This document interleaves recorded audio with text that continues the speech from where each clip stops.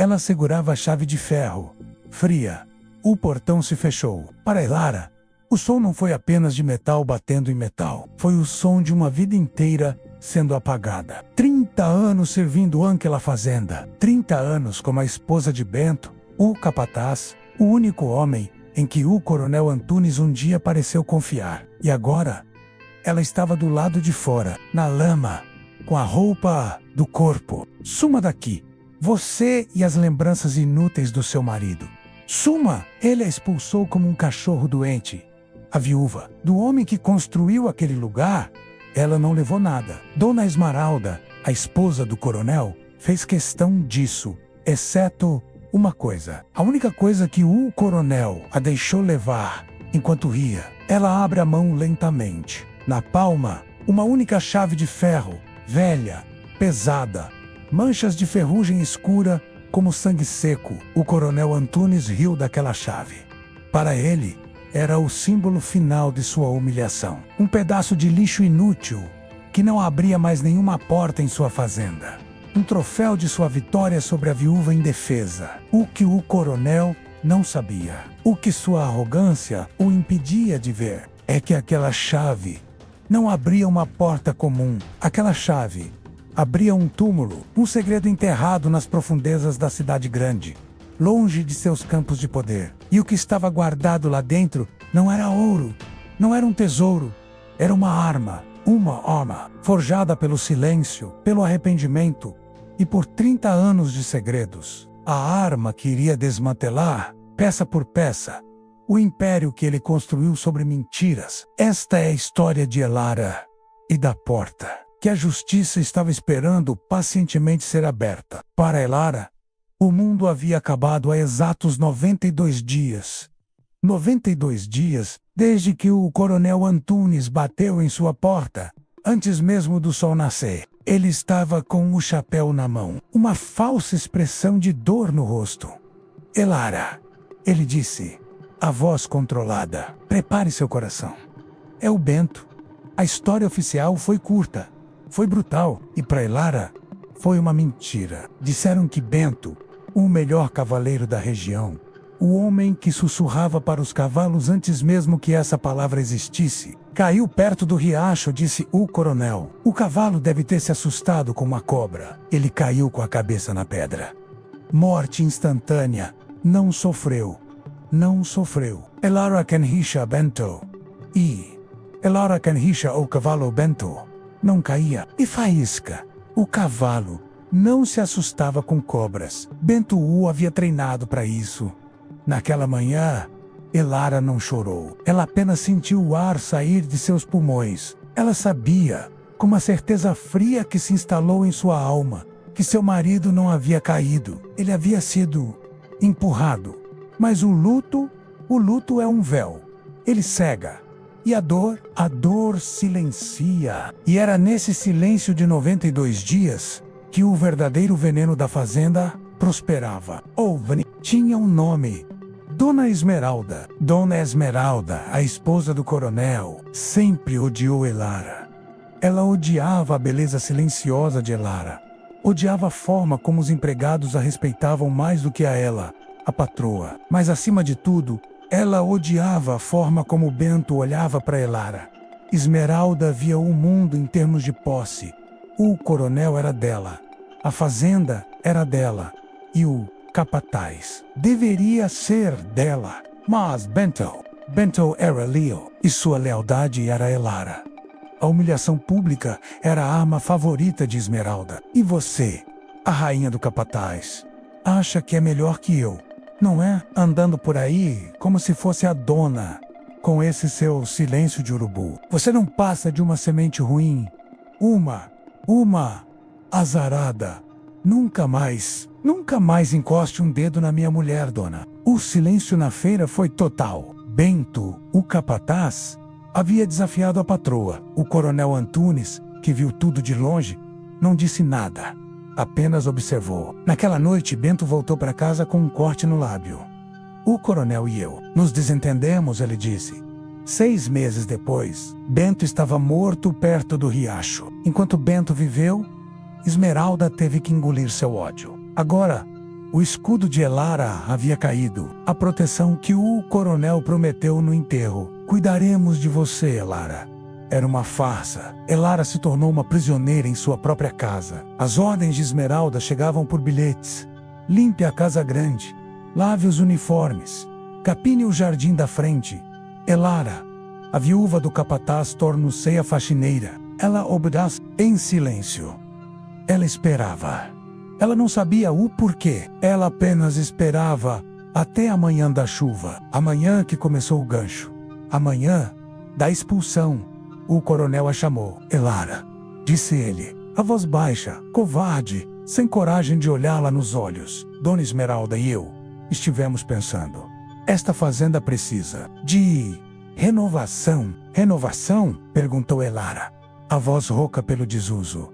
Esmeralda deu um passo à frente. O coronel era a mão, mas ela era a mente. Chega de luto, Elara. Chega dessa sua cara triste andando pelos cantos. Você está contaminando o ar. Você é um peso morto. Assim como Bento se tornou. O nome dele, da boca dela, foi como um tapa. O coronel está lhe fazendo um favor, continuou Esmeralda. Ele vai lhe dar o dinheiro da passagem para a capital. Vá embora. Recomece. Encontre outro capataz para se encostar. Estou sendo expulsa. Elara finalmente entendeu. O coronel pigarreou. Ele abriu uma gaveta e jogou um pequeno maço de notas sujas sobre a mesa. Eu prometi a Bento que cuidaria de você. E tô cuidando. Tô lhe dando a liberdade. Liberdade ou despejo. Coronel. A voz de Elara era baixa, mas pela primeira vez continha feror. O coronel se levantou, batendo na mesa. A farsa da bondade acabou. Chame como quiser, esta fazenda é minha. Bento se foi. Você não serve mais para nada aqui. Pegue o dinheiro. Você tem 10 minutos para pegar suas coisas e sumir. 10 minutos. O que se leva quando se tem 10 minutos para pagar 30 anos? As roupas, uma imagem de Santa Iek, a pequena caixa de madeira escura, a única coisa que Bento guardava trancada. Elara nunca havia aberto. Bento dizia: aqui está o meu coração, Elara. Só abra. Se um dia eu não puder mais voltar para casa. Ela nunca precisou, até agora. Com os dedos trêmulos, ela foi até a pequena chave da caixa, que ficava escondida sob o colchão. Ela ia. Não havia ouro. Não havia dinheiro, havia a vida de Bento, um chapéu de palha em miniatura, que ele fez para o filho que nunca tiveram, um punhado de terra seca, da primeira colheita que fizeram juntos, um cachimbo quebrado, lágrimas, que ela segurou por 92 dias, começaram a cair, e no fundo, sob um forro falso de veludo, uma chave pesada de ferro, enferrujada, e um pedaço de papel de caderno, dobrado e amarelado. A porta se abriu com um estrondo da Esmeralda, encharcada, furiosa, com os olhos de uma ave de rapina. 10 minutos, ela gritou. O que você ainda está fazendo aqui? O que é isso? Os olhos dela cravaram na caixa aberta. O quê? O que você está roubando? Ela sibilou. Joias? O dinheiro da fazenda que Bento roubou. Para você. Esmeralda agarrou a caixa, virando-a no chão de madeira. O chapéu de palha, a terra, tudo se espalhou.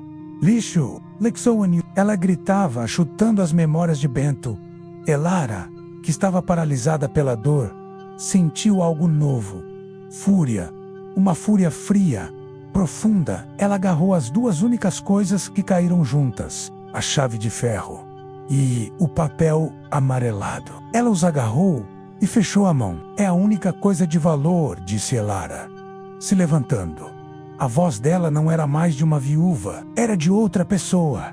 Esmeralda parou, surpresa com a mudança de tom. O coronel Antunes apareceu na porta. Vamos, ele gritou. E então ele viu a chave na mão de Elara, e ele riu. Um som oco, horrível, uma chave velha. Deixe-a levar, Esmeralda. Uma chave que não abre absolutamente nada nesta fazenda. É a herança perfeita para uma inútil. Ele olhou para Elara, o desprezo em seu rosto. Pegue seu lixo e suma. A carroça para a capital sai em 5 minutos. E se eu vir sua sombra nestas terras novamente, eu a enterrarei ao lado do seu marido. Elara não olhou para trás. Ela não tinha mais nada, exceto uma chave enferrujada, um endereço ilegível e um papel amarfanhado, e uma promessa silenciosa de que a morte de Bento não seria o fim, seria o começo. A viagem durou 12 horas. 12 horas de silêncio. Elara não disse uma palavra. Os outros passageiros, 2 homens de chapéu e uma mulher com uma gaiola de galinhas, também não. Naqueles tempos, estranhos não conversavam. Apenas compartilhavam o desconforto. A cada hora, o cheiro de terra molhada e mato desaparecia. Ele foi substituído por algo novo. O cheiro de fuligem, de carvão. O cheiro de milhares de pessoas vivendo espremidas, respirando o mesmo ar viciado. A capital a recebeu, não com um abraço, mas com um empurrão. O som, o barulho, foi a primeira coisa que atingiu. Na fazenda, o silêncio era uma regra. O vento, o gado, a voz de Bento, eram sons da vida. Aqui, era um rugido, um ruído constante que não começava nem terminava. Um ruído que esmagava pensamentos. Elara desceu, agarrando sua pequena trouxa de roupas. Em menos de 10 segundos, um homem esbarrou nela, quase a derrubando. Ele xingou e seguiu em frente. Ela era invisível. Na fazenda, ela era Elara, a viúva do capataz. Ela tinha um nome, ela tinha um lugar. Aqui, ela era nada. Uma sombra, um obstáculo no caminho de pessoas com pressa. O sol estava se pondo. A luz alaranjada e suja mal penetrava entre os prédios altos, criando sombras longas e assustadoras. O coronel lhe deu dinheiro para a passagem e algumas notas sujas, o que ele chamou de generosidade. Mal dava para alguns dias. Ela não podia procurar o endereço de Bento agora. Estava escurecendo e o medo primitivo, o medo de uma mulher sozinha, em um lugar desconhecido, tomou conta dela. Ela precisava de um lugar para passar a noite. Ela entrou em um beco escuro. O cheiro de lixo e urina era forte. A pensão era um prédio de 3 andares, espremido entre 2 outros, maiores por Echadonte. Dona Zilda era uma mulher grande, com um rosto que parecia ter desistido de sorrir há 30 anos. O mais barato? Disse Elara. Dona Zilda a olhou de cima a baixo. Viu as roupas simples, a trouxa. Viu o desespero. Adiantado, disse a mulher, estendendo a mão. Elara pegou uma das notas que o coronel lhe deu. Dona Zilda a pegou, verificou contra a luz e guardou no bolso do avental. Quarto 7. Fundo do corredor. Não faça barulho e tranque a porta. Não me responsabilizo por nada. Elara se sentou na cama. O silêncio aqui era diferente do silêncio da fazenda. Era um silêncio cheio de barulhos. Ela ouvia pessoas discutindo no quarto ao lado. Ouvia passos no corredor. Ouvia a cidade rugindo. Lá fora, ela estava completamente sozinha. Pela primeira vez, a dimensão real do que aconteceu a atingiu. Bento estava morto. Sua casa se foi. Seu passado apagado. O coronel não a havia apenas expulsado. Ele a havia exilado. Ela não chorou. O choro parecia um luxo. Ela enfiou a mão no bolso do vestido. A chave e o papel. As 2 coisas que ela salvou da fúria de Dona Esmeralda. A herança que o coronel riu. Ela abriu o papel amarfanhado. A caligrafia de Bento. Firme, cuidadosa. Rua das Flores 13. E abaixo, quase como uma anotação de contabilidade. E 101 Elara franziu a testa. O que significava? Ela olhou para a chave em sua outra mão. A luz era fraca. Ela se aproximou da lâmpada, limpou a ferrugem com o polegar. E lá estava, gravado no metal, gasto, quase ilegível, mas inconfundível. E código 101. O coração de Elara, que ela pensava estar petrificado, deu uma única e dolorosa batida. Isso não era um acaso. Bento, seu marido quieto, o homem que ela pensava conhecer, tinha segredos. Ele tinha um plano. A chave pertencia àquele endereço. O desprezo do coronel, a risada de Dona Esmeralda. Eles zombaram da chave. Mas Bento a deixou para ela. E apenas para ela. Não era uma herança. Era uma missão. A noite foi longa. 2 vezes, ela ouviu alguém tentar forçar a maçaneta de sua porta. Ela ficou em silêncio, o coração na garganta. A generosidade do coronel estava em sua trouxa. Ela a havia colocado sob a cama. A pessoa desistiu. Elara entendeu. A cidade não era indiferente. Ela ira faminta. Ela estava caçando. Ela saiu da pensão antes que Dona Zilda acordasse. Ela gastou algumas de suas moedas em um pão e um café ralo. Então, a busca. Com licença, senhor. Onde fica a Rua das Flores? O guarda de trânsito a olhou de cima a baixo. Rua das Flores? Não, saia da frente. Ela perguntou a um vendedor de jornais. Ele riu. Rua das Flores? A senhora quer dizer, o beco do diabo? É para lá que a senhora quer ir? Boa sorte. Ela perguntou a uma senhora que varria a calçada. A mulher se benzeu, Deus me livre. Aquele lugar não é de Deus, minha filha. Ninguém que vai para lá. Volta mesmo. As pessoas a ignoravam. A viúva do campo, com suas roupas simples e seu rosto marcado pela dor, era um fantasma. Mas um fantasma com um propósito. Ela levou horas, andando em círculos. A cidade parecia um labirinto, desenhado para Mantanlá, longe de seu destino. Finalmente, ela encontrou uma fileira de cocheiros. Homens velhos, com cavalos tão cansados quanto eles, esperando por uma corrida que talvez não viesse. Ela se aproximou do mais velho. Rua das Flores, número 13. Ela disse. A voz dela era firme. O cocheiro, que mascava fumo, parou. Ele cuspiu no chão. Rua das Flores. Ele repetiu. Ele olhou para o céu cinza, depois para ela. Minha senhora, ninguém vai para a Rua das Flores. Ninguém pede para ir.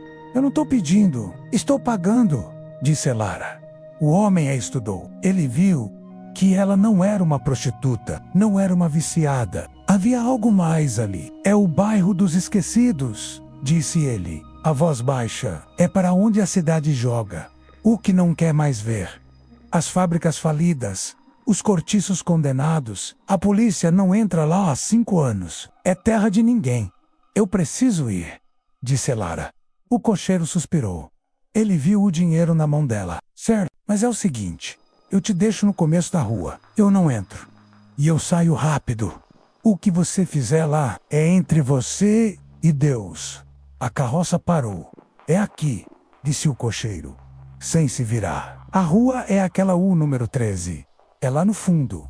Elara desceu. O cocheiro pegou o dinheiro, chicoteou o cavalo e saiu.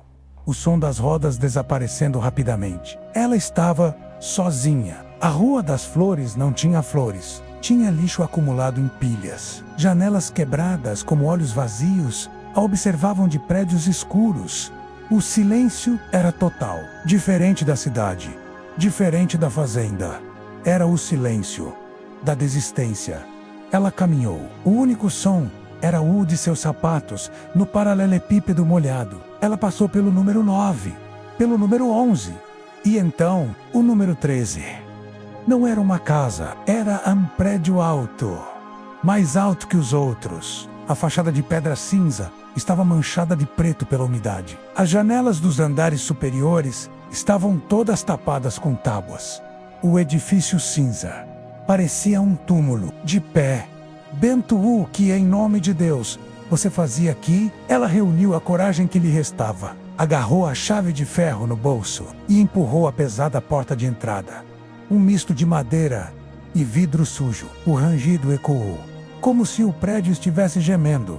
O saguão estava escuro, o cheiro de mofo, poeira e algo mais, algo doce e podre. Era uma única lâmpada amarela, fraca, pendia sobre uma velha mesa de recepção. Atrás da mesa, uma gaiola de elevador de ferro, parada, morta. E atrás da mesa, uma figura, um homem velho, encolhido em um casaco puído, um cap torto. Ele lia um jornal amarelado, sob a luz fraca. Ele ergueu os olhos lentamente. Ele não parecia surpreso. Ele não parecia nada. Apenas cansado. Cansado de tudo. Fechado. Ele disse. A voz rouca. O prédio está condenado. Só o subsolo ainda funciona. A voz de Elara falhou. Sei, procura abrigo. A igreja fica a 3 ruas, disse ele, voltando ao jornal. Eu não procuro abrigo, disse Elara. Ela se aproximou. As palavras não saíam. Ela estava intimidada por aquele lugar. Então, em vez de falar, ela fez a única coisa que podia. Ela estendeu a mão, abriu a palma. A chave de ferro, enferrujada, pesada, estava ali. Eu tenho esta chave, ela sussurrou. E este endereço, ela mostrou o papel amassado. Rua das Flores 13I, código 101. O porteiro, seu Mário, congela. O jornal em suas mãos treme. Ele não olhou para o papel. Ele olhou para a chave. Ele se levantou da cadeira, lentamente. O banco arrastou no chão, um som alto no silêncio. Ele tirou os óculos redondos, limpou-os no casaco. Ele olhou para a chave, depois para o rosto de Elara. Ele não a tocou. Não, pode ser, ele sussurrou. Depois de tanto tempo, ele olhou para ela, os olhos se estreitando, medo e suspeita. Onde a senhora conseguiu isso? Era do meu marido, disse Elara, a voz trêmula. Bento, ele faleceu. Seu Mário levou a mão à boca. Bento, oeste o senhor Bento, o homem quieto, o homem do campo, de chapéu bom, Elara sentiu. As lágrimas voltaram. Meu Deus, disse o porteiro, olhando para os lados, como se as paredes ouvissem. Ele parou de vir há meses. Pensei que ele tinha desistido. Do quê?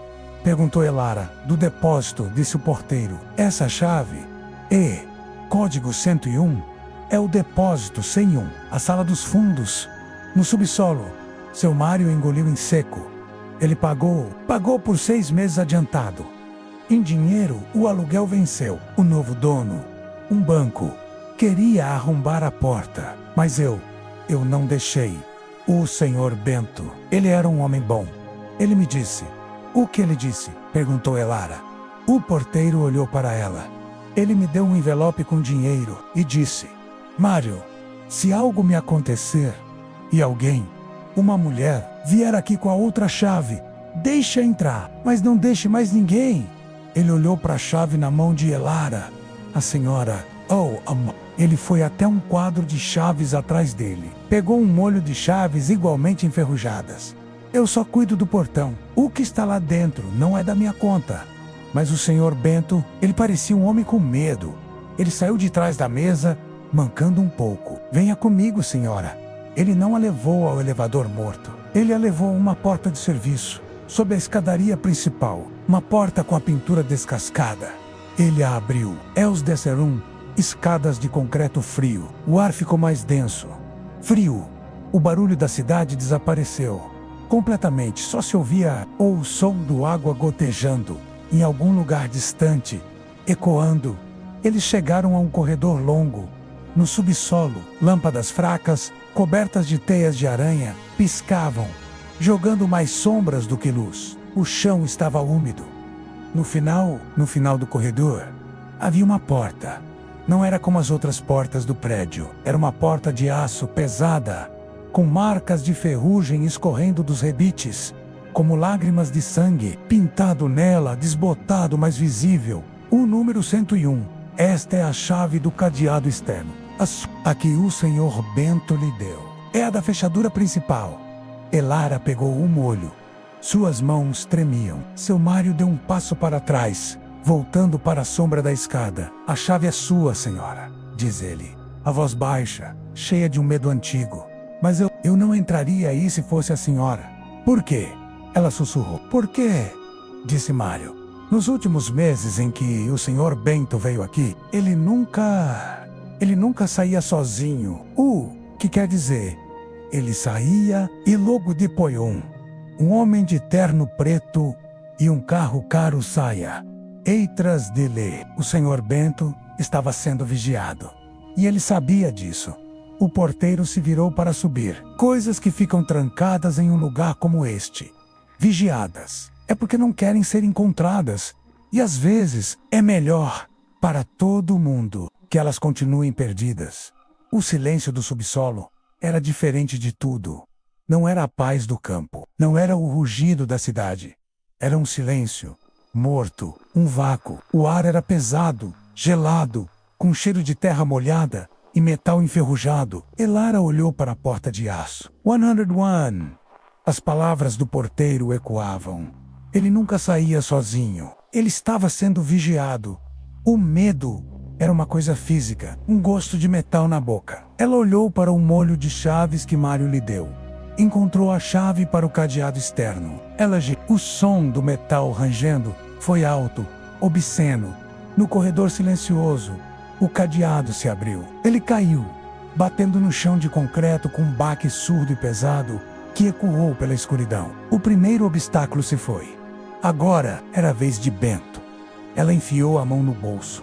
Agarrou a chave de ferro. A sua herança, ela inseriu na fechadura principal da porta de aço. Não girava. Estava emperrada. Pelo tempo, pela ferrugem, pela umidade. Elara empurrou. Nada. Ela se desesperou. Teria vindo tão longe para falhar na porta. Ela se lembrou da força de Bento. Ela se lembrou da fúria de Dona Esmeralda. Ela colocou as duas mãos na chave. Usou o peso do seu corpo.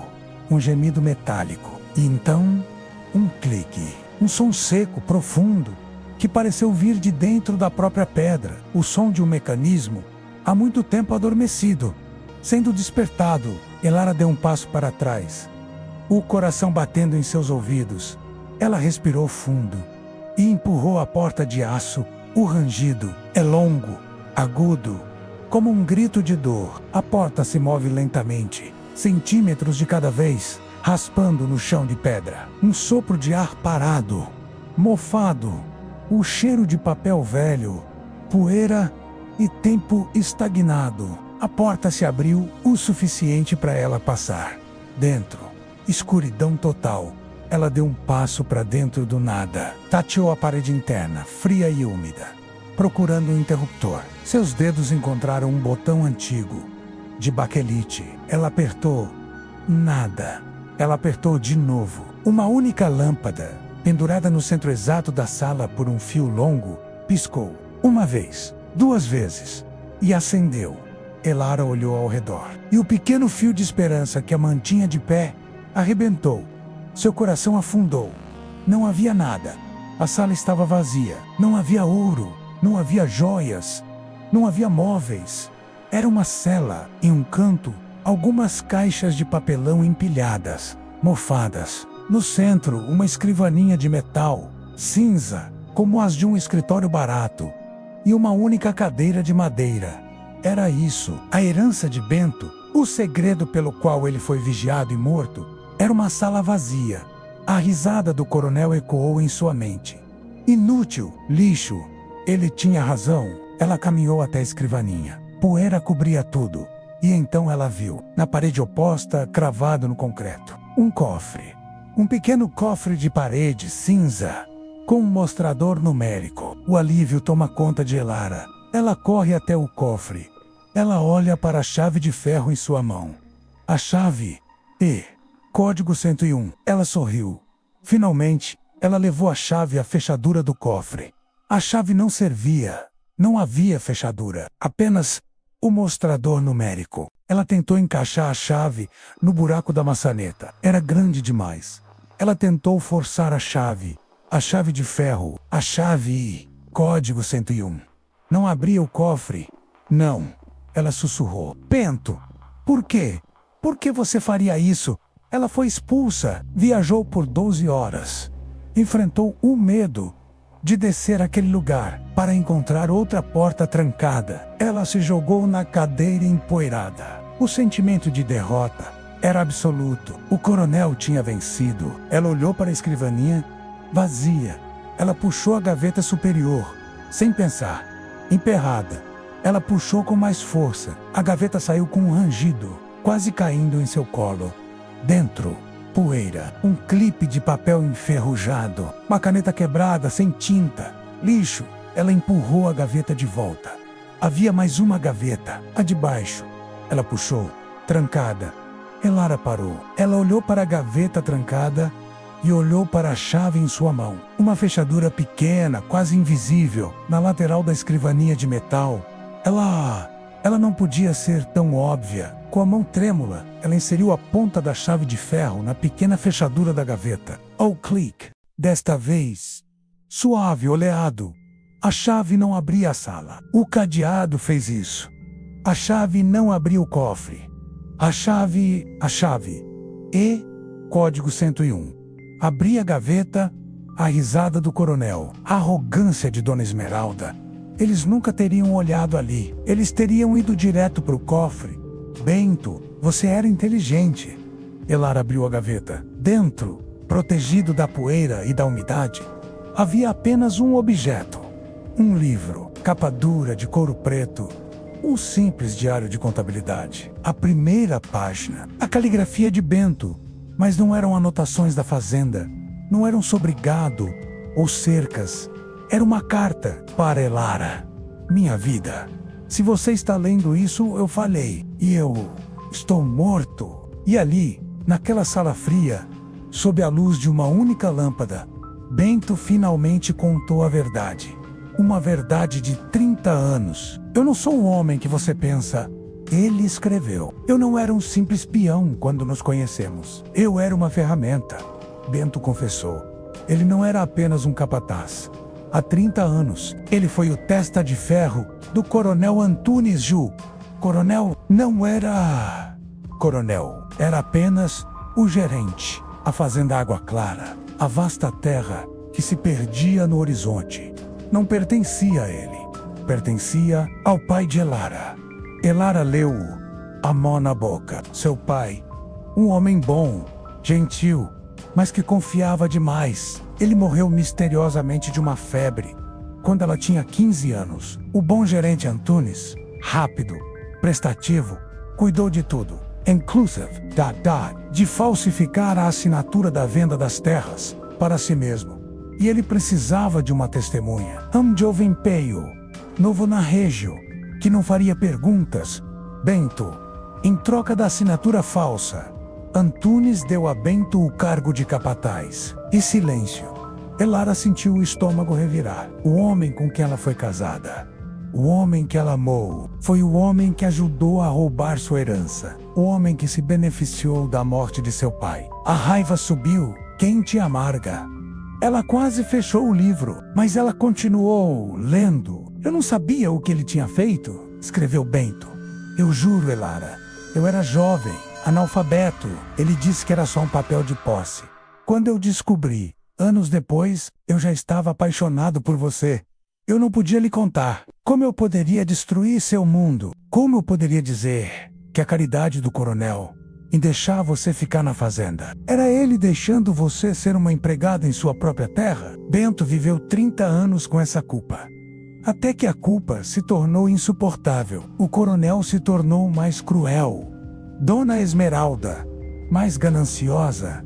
E Bento viu o coronel fazer com outra família o que havia feito com a de Elara. Eu não podia deixar acontecer de novo. E eu não podia morrer sem devolver o que era seu. Há 2 anos, Bento decidiu agir. Ele começou a juntar as provas. Ele usou o dinheiro que ganhava, em segredo, para alugar esta sala. O edifício cinza, onde ninguém jamais o procuraria. Aqui, ele se tornou um investigador. Ele foi aos cartórios antigos, aos registros da cidade. Ele encontrou o laudo da autópsia original do pai de Elara. O laudo que Antunes mandou desaparecer. A causa da morte: envenenamento por arsênico. Seu pai não morreu de febre, ele foi assassinado. E então, a última página do diário, ele descobriu. O coronel sabe que eu sei. Ele me confrontou hoje, perto do riacho. Eu disse que ia contar a verdade, que ia devolver a terra para você. Ele riu, Elara. O mesmo riso, daquele dia na porta da sua casa. Ele disse que eu não teria tempo, que mortos não falam. Bento sabia que ia morrer.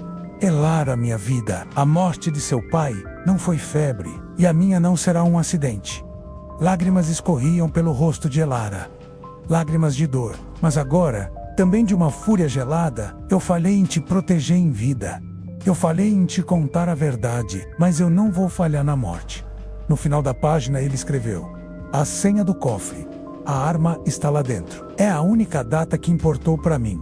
O dia em que eu parei de servi-lo e comecei a te amar de verdade. A data do casamento deles. 1710. O dia em que se casaram. Dentro, a arma não era uma pistola. Não era dinheiro. Eram papéis e fitas. No topo, um documento amarelado, com selos oficiais, cuidadosamente preservado. A escritura original da Fazenda Água Clara, em nome de Afonso, pai de Elara, abaixo. Um envelope pardo. Elara o abriu. O laudo da autópsia, o arsênico e outro laudo. Um que Bento pagou a um médico da cidade, que ele trouxe escondido para a fazenda. Um laudo coletado do corpo de Bento, antes do enterro oficial. O mesmo veneno. E no fundo do cofre, algo que Elara não entendeu. Pequenas fitas de gravação. Bento, em seus últimos meses, havia comprado um gravador. Ele havia gravado suas conversas com o coronel. Elara pegou a primeira fita. Não havia um tocador, mas na etiqueta, a mão de Bento havia escrito: confronto no riacho. Ele confessou tudo. O assassinato do seu pai. E o meu. Ela não precisa mais da chave. O coronel riu da chave. Ele achava que ela abria uma porta. Mas Bento era um estrategista. A chave era um teste. Test DF. Um filtro. Ela não abria o tesouro. Ela abria o diário. E o diário abria o cofre. E o cofre, abria as portas do inferno para o coronel Antunes. Elara pegou os documentos. Apagou a luz. Fechou a porta 101. Ela saiu do subsolo. Não como uma viúva expulsa. Não como uma vítima. Ela saiu como uma herdeira. Como uma vingadora. Ela tinha a verdade nas mãos. Uma verdade pesada manchada do veneno. Tinta de cartório e 30 anos de culpa. Ela saiu daquele prédio. Mas o mundo não havia mudado. A rua ainda estava deserta. O ar ainda estava frio. Ela olhou para os papéis. A escritura. Os laudos. As fitas. E agora? O que faz uma viúva pobre, sem um centavo no nome, contra o homem mais poderoso de sua região? O que é um pedaço de papel amarelado contra um império? O coronel Antunes era a lei na fazenda. Na cidade, ele era um fantasma poderoso, com dinheiro e influência que ela mal podia imaginar. Ela se sentiu, novamente, pequena.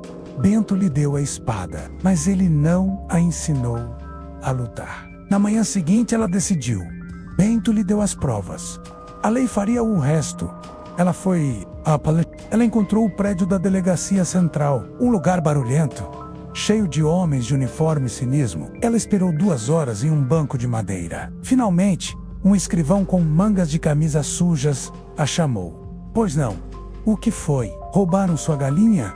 Elara, com toda a dignidade que lhe restava, abriu a pasta. Eu quero denunciar um crime, ela disse. A voz firme. Um assassinato e um roubo de terras. Ela mostrou a escritura original.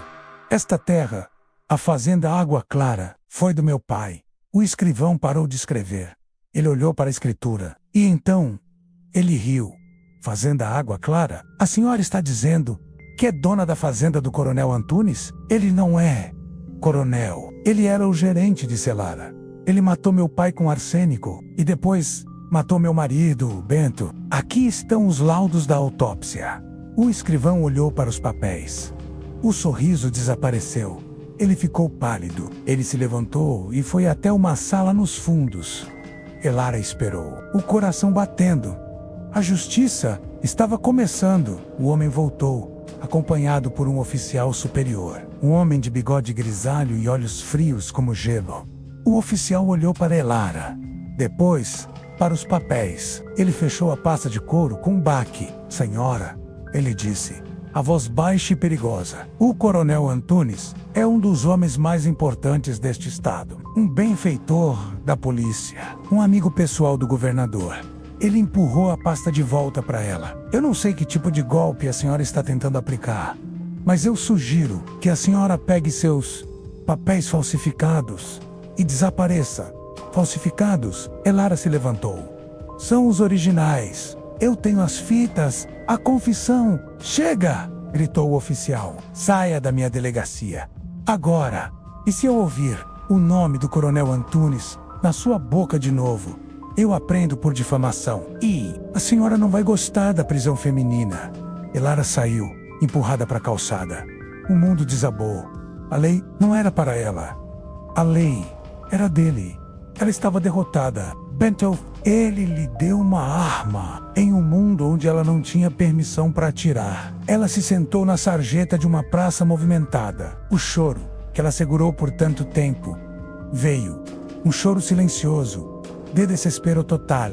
Ela era uma louca, uma viúva com papéis velhos. Ela olhou para o céu cinza. Bento, que eu faço? Desnorteada. Ela se levantou e começou a andar, sem rumo. Ela estava no meio de uma multidão, mas completamente sozinha. Ela parou em uma esquina movimentada. A luz do semáforo mudou.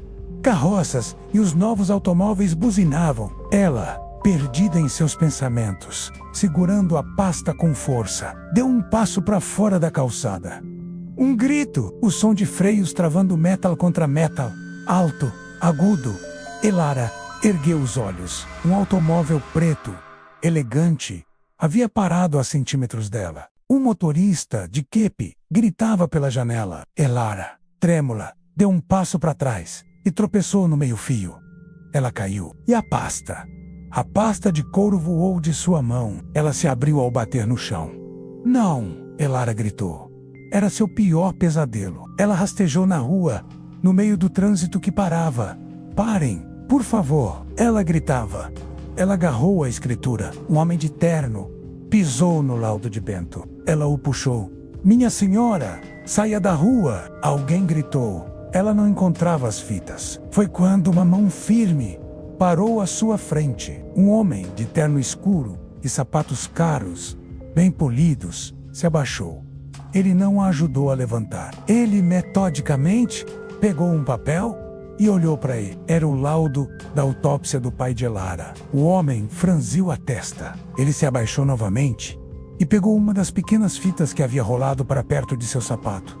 Ele se levantou. Elara, ainda no chão, suja, desesperada, olhou para cima. O homem era alto, o rosto sério, olhos penetrantes que pareciam analisar tudo. Ele não parecia um homem daquela cidade barulhenta. Ele parecia separado de tudo. A senhora parece que viu um fantasma, disse ele. A voz calma, mas com um peso inconfundível. Elara se levantou, limpando o vestido, tentando agarrar os papéis da mão dele. Me devolva, por favor. Ela ofegou. Eu vi a verdade. O homem não devolveu os papéis. Ele olhou para o laudo em suas mãos. Arsênico.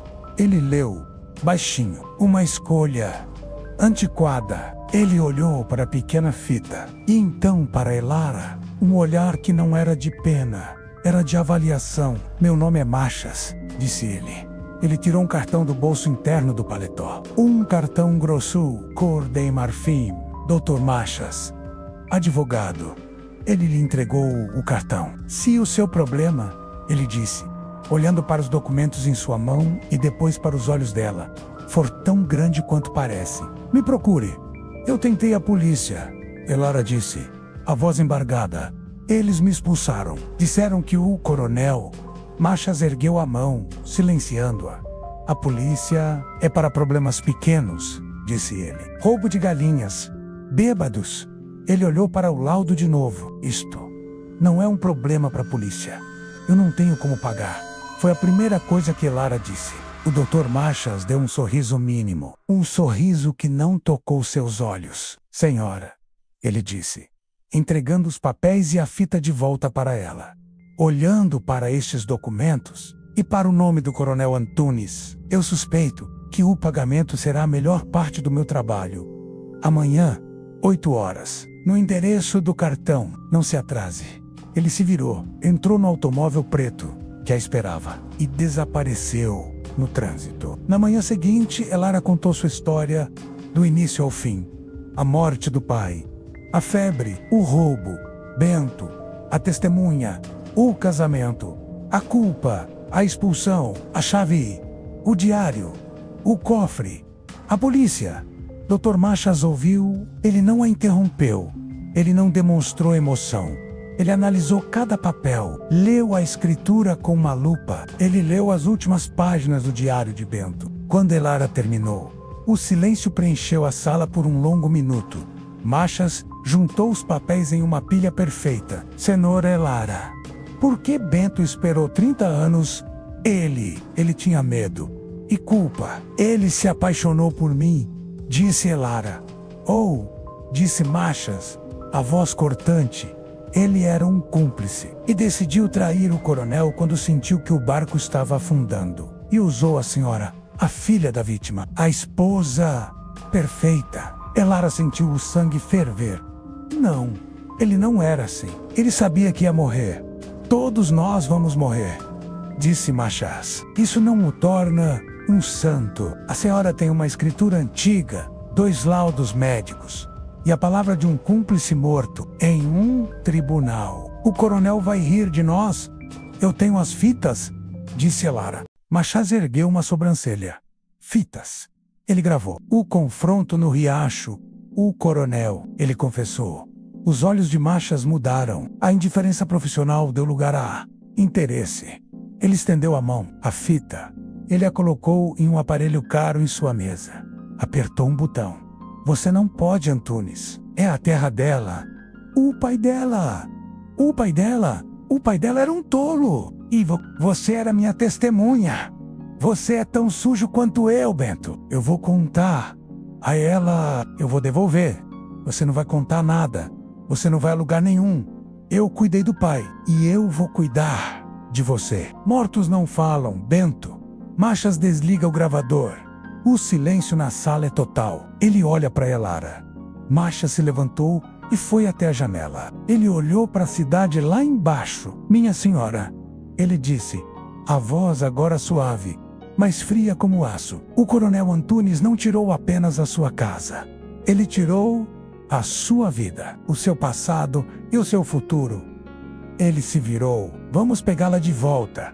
Vamos, eu juiz? Perguntou Elara. Machas riu. Um som seco? Um juiz? Aquele oficial que a expulsou? Ele é apenas um peão. O juiz janta com o coronel nos fins de semana. Um processo pode levar 30 anos. Os mesmos 30 anos que ele lhe roubou. Não. Ele voltou para a mesa. Justiça, senhora Elara. Não é apenas sobre punição. É sobre restauração. E, no caso dele, é sobre espetáculo. Ele pegou o telefone. Um tribunal pode ser comprado. Testemunhas podem desaparecer. A polícia pode perder provas. Ele discou um número. Mas a humilhação pública, essa é permanente. Ele falou no telefone. Alô, é Machas. Descubra quando será a próxima grande festa na fazenda Água Clara. Sim, a festa anual da colheita. Perfeito. Ele desligou e olhou para Elara. Vamos fazer isso. Não no tribunal. Vamos fazer isso no palco dele. A festa anual da colheita. A celebração do poder do coronel Antunes. Ele estava no centro do pátio. Dona Esmeralda estava ao seu lado, radiante, exibindo um colar de diamantes. O coronel ergueu a taça para um brinde. Aos novos tempos, ele gritou para a multidão de políticos, juízes e outros fazendeiros. A um futuro limpo, próspero e sem amarras com o passado. Eu não teria tanta certeza disso, coronel. O silêncio foi total. Elara, com um vestido preto simples, mas digno, Machas impecável em seu terno, segurando a pasta de couro. O rosto do coronel Antunes passou de vermelho para branco. Você! Ele rosnou para Elara. Como ousa? Eu te expulsei. Ela não está aqui como sua convidada, disse o Dr. Machas, avançando calmamente para o centro do pátio. E ela não está aqui como sua ex-empregada. Quem diabos é você? Gritou o coronel. Seguranças, tirem esse homem e essa mulher daqui. 2 homens grandes começaram a se mover. Eu sou o advogado, disse Machas, a voz clara, cortando o ar, da verdadeira dona desta fazenda. Os seguranças pararam. A multidão murmurou. Dona Esmeralda soltou uma gargalhada aguda. Que absurdo! Esse homem tá louco! Essa terra é nossa há 30 anos. Comprada e paga. Paga com que, Dona Esmeralda? Perguntou Machas, abrindo a pasta. Prova número 1. Ele tirou a escritura original, comprada, com uma assinatura falsificada. Esta é a escritura original. Em nome do pai, de Elara, o Coronel Rio. Um papel velho. Uma farsa. Tirem-no daqui. Uma farsa, continuou Machas. Então talvez o senhor possa explicar. Prova número 2. Ele tirou o laudo da autópsia do pai de Elara. O laudo que o senhor mandou desaparecer. Causa da morte: envenenamento por arsênico. A multidão engasgou. O coronel deu um passo para trás. Isso é loucura. Uma mentira. Ele gaguejou. É mesmo? Porque o seu capataz, Bento, parecia pensar o mesmo. O que nos leva à prova número 3. Machas tirou o laudo de Bento. O veneno que o senhor usou em Bento era o mesmo. Arsênico. O senhor é um homem de hábitos, coronel. Bento caiu do cavalo, gritou o coronel, desesperado, olhando para seus amigos que agora se afastavam dele. Ele caiu? Perguntou Machas. Ou ele foi empurrado? O que nos leva à prova final. Ele tirou o pequeno gravador de fitas. Bento era um homem cuidadoso. Coronel, ele gostava de registrar as coisas. Machas apertou play. A voz do coronel ecoou, alta, no pátio silencioso. Eu cuidei do pai. E eu vou cuidar de você. Mortos não falam. Bento, o choque final. Dona Esmeralda olhou para o marido. E pela primeira vez, ela viu o monstro que ele era. Ela soltou um grito agudo e desmaiou. O coronel Antunes desabou. Caiu de joelhos. Foi quando ele os viu. Não eram os seguranças da festa. Através da multidão, abrindo caminho, vinham 2 policiais, os mesmos que Elara encontrou na cidade. Mas desta vez, eles não estavam olhando para ela. O oficial de bigode grisalho que havia ameaçado, agora parecia pálido. Ele olhou para Machas, que apenas assentiu. Os policiais algemaram o coronel, ali mesmo, na lama de seu pátio, na frente de todos os seus amigos. A catarse foi total. O império construído sobre veneno e mentiras desabou ao som de uma pequena fita. O silêncio voltou à fazenda Água Clara. Os convidados foram embora como ratos assustados, seguidos pelos policiais que levaram o coronel. Dona Esmeralda foi levada por uma ambulância, em um estado de colapso nervoso, gritando sabrapapais falsos. Apenas Elara e o Dr. Machas permanecem no pátio vazio. Pratos caros e taças quebradas estão espalhados pelo chão, como os destroços de uma batalha. O Dr. Machas guarda o gravador de fitas em sua pasta de couro. Um trabalho concluído. Ele se aproxima de Elara, que está parada, olhando para a casa grande. Parabéns, Dona Elara. E diz a voz calma de sempre: a fazenda é sua. Elara continuou olhando para a casa. A varanda, onde Dona Esmeralda humilhou. O escritório, onde o coronel a chamou de inútil e jogou dinheiro em sua direção. O riacho, ao longe, quase invisível na luz do crepúsculo, onde seu pai e seu marido foram assassinados. Não, ela disse, a voz firme surpreendendo Machas. Esta não é a minha casa. Machas a olhou, confuso. Mas é sua por direito. É a herança do seu pai. Doutor, ela se virou para ele, os olhos claros, pela primeira vez em anos, livres de medo. O direito do meu pai foi regado com o sangue dele. Esta fazenda cheira a morte. Cheira a traição. O chão está envenenado com o arsênico que matou minha família. Ela olhou para o horizonte. O poder que o coronel tinha estava preso a esta terra. Era um poder que apodrece a alma. Eu não quero esse poder. O que a senhora pretende fazer? Perguntou Machas. Vender, disse Elara sem hesitar. Venda tudo. A casa, o gado, a terra. Venda até o último grão de poeira. Venda e apague o nome Antunes desta região. Dr. Machas compreendeu. Ele assentiu, com um raro vislumbre de respeito em seus olhos. Será feito, Dona Elara. Mas e o dinheiro será uma fortuna. Elara pensou por um momento. Ela se lembrou do quarto frio da pensão, da fome, do medo. Ela se lembrou do rosto de Dona Zilda, dos homens que tentaram forçar sua porta. Eu sei exatamente o que fazer com ele, disse ela. Elara não ficou para ver. Ela voltou para a cidade no mesmo dia.